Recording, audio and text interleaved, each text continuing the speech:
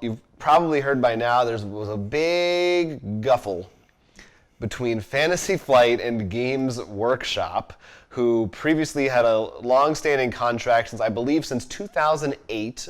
Yeah, that sounds about right. Relationship that they have announced is going to be coming to an end effective February 2017. Although we're going to pretty much start seeing the effects of that now.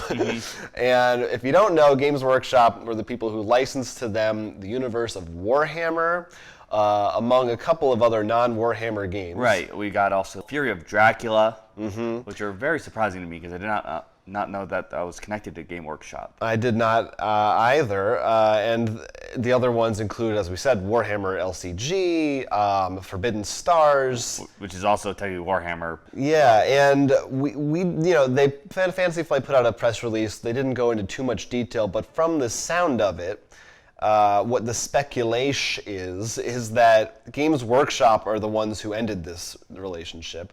And part of the reason may have been... They've been seeing other game companies. That's right, we're cheating on them.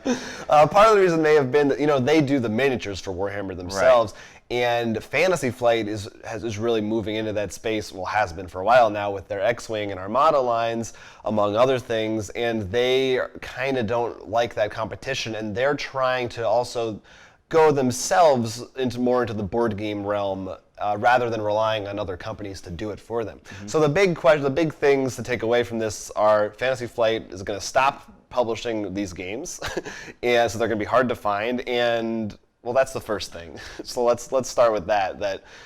All these Warhammer games are disappearing from shelves because people are terrified that they're going to be gone forever, and probably rightfully so.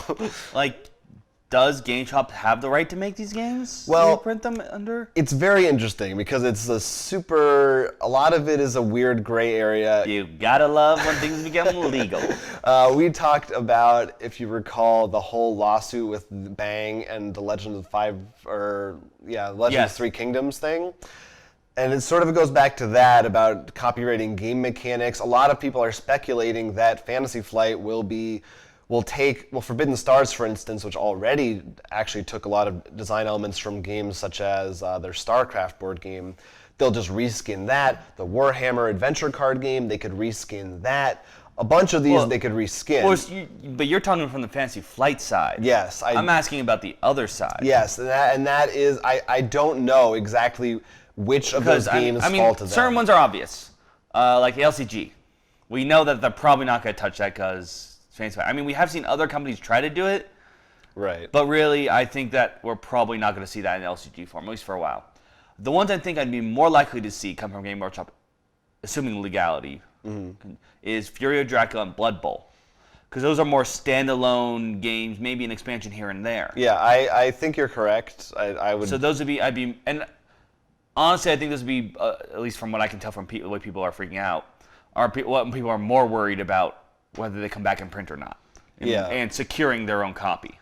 Right, and we did play a little of Fury of Dracula at the Gen Con was released, but it seemed like people were really happy. It was a nice edition of the game. It's kind of a shame it hasn't even been around that long for that to go away so quickly.